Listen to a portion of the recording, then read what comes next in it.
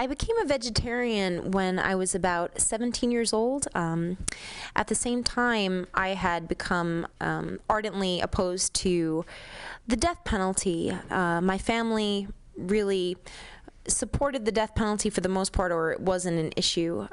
But I began to think while I was in high school, during my morality classes, about what it means to take a human life, and whether I would be able to kill someone if the task had been assigned to me as a citizen. Essentially, I'm lending my support, my hands to the death penalty if I say nothing. And so I couldn't really live with myself knowing that I would be an executioner, so I became an anti-death penalty advocate. I joined Amnesty International, and I still work to oppose the death penalty. Obviously, in thinking about the death penalty and whether or not one would be able to take a human life, the natural extension is to begin to think about whether or not one could take an animal life. And I asked myself, would I be able to kill a cow in order to be able to have a hamburger? Would I be able to put my hands around a chicken and twist its neck until it died? Would I be able to have a fish and cut off its head?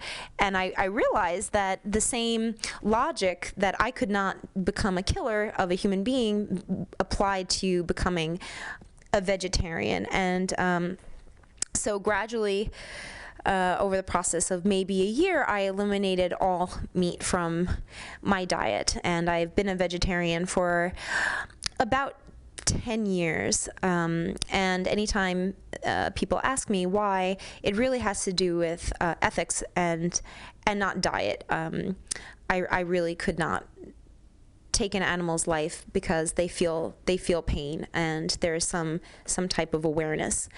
But more recently, in the past 2 years, it has come to my awareness that animals who are not necessarily being killed for their meat nevertheless experience suffering. I saw a terrible documentary on the dairy industry where dairy cows were being forced to the ground with electrical prods. They were being filled with all types of chemicals. Chickens who laid their eggs were being forced into cages that were dirty, and they were being abused by the factory workers. And so the question began to arise, well, maybe I wouldn't be able to kill an animal, and so therefore I'm a vegetarian, but can I abide by the suffering of an animal in order to receive one of its products? And it became a real moral dilemma, and I grappled with it. And I decided to become a vegan over a series of 3 months and gradually eliminating animal products.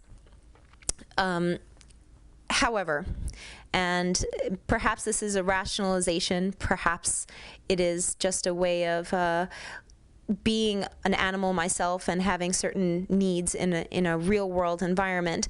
But I began to question whether, as an athlete, as someone who's very active, and as someone who already restricts their diet so much to keep animals from being killed, that I would not be able to adequately provide for my nutrition, or without going to great lengths to adequately provide for my nutrition, and in doing so make myself in many social situations kind of a pariah, because most societies and most, unless you're in a very specific environment, don't accept veganism as a normal way of being. And so I came to the decision that being vegan or being a vegetarian for me would be trying to eliminate suffering in every case where it was humanly possible without compromising my own health and nutrition. And so the compromise that I've made is that I haven't eliminated every single animal product from my diet.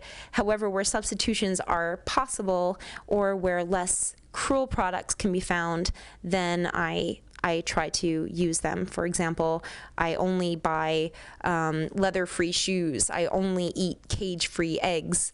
I eat soy cheese where possible. So I've eliminated my role in physically killing animals, and I've eliminated a lot of the suffering that I cause by virtue of being a member of a species that has taken over the world and uses animals for its own self-promotion and well-being. And while I still have some qualms about the products that I consume, sometimes there's milk in places that you don't expect. Overall, I've achieved a level of satisfaction with the morality with which I eat.